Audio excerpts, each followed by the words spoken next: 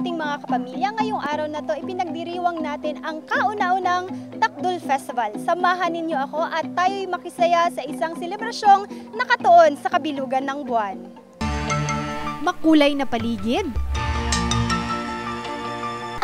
nakakaaliw na katutubong sayaw,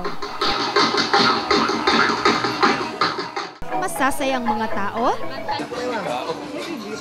masasarap na pagkain,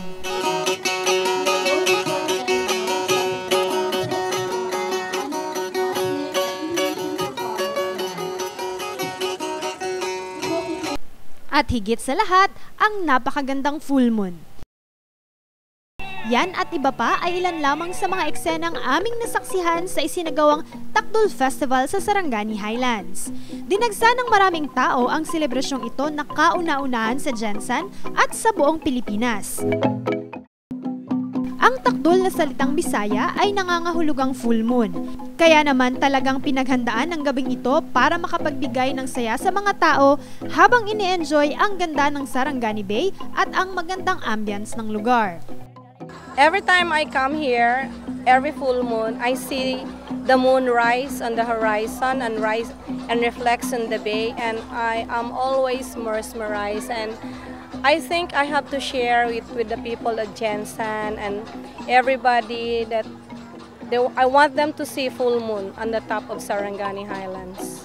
Hindi lamang ang full moon ang na-enjoy ng ating mga kapamilya, pati na rin ang iba't ibang cultural dances mula sa iba't ibang katutubong grupo na nakatira dito sa Sorsogon area. We have to remember that the Southerners, we the people from Southern Mindanao, are influenced by the culture of the Indonesians. And this is a crossover of food and dances influenced by our neighboring countries like Indonesia. Pati ang ama ng lungsod ay nakasaya din sa aktibidad. Isa kasi siya sa mga nagmungkahay na magkaroon ng ganitong aktibidad ang Sarangani Highlands. Naisip ko lang dahil one time nakita ko na napakaganda ng buwan during full moon. And I think it's a good time to celebrate Thanksgiving activities during full moon. Kasi kahit nung araw pa, our forefathers have been celebrating full moon. So, mabuti naman at sinunod nila. And I'm very proud. I am happy that finally they were able to conduct this activity. And I'd like to congratulate Sarangani Highlands. Hindi rin naman pinalampas ni Governor Migs Dominguez na masaksihan ang selebrasyong ito.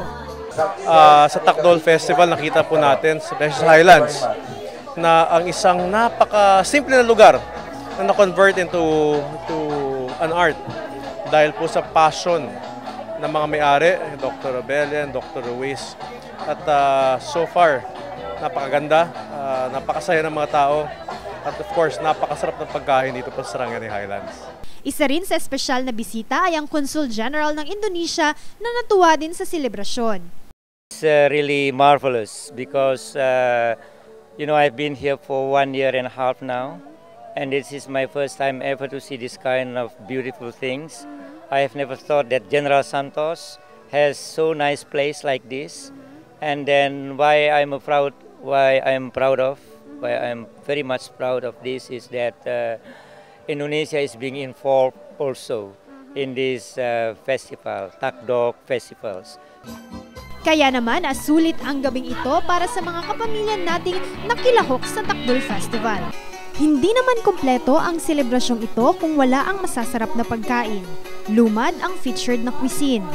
Espesyal at talagang masasarap ang bawat pagkain inihanda dahil ito ay crossover ng Blaan, Muslim at Indonesian cuisine. Masarap yung pagkain dito. Food is great. Mga kantahan, tsaka yung masayawan. Oo, naka-enjoy talaga, tsaka yung makita mo na naka-organize talaga.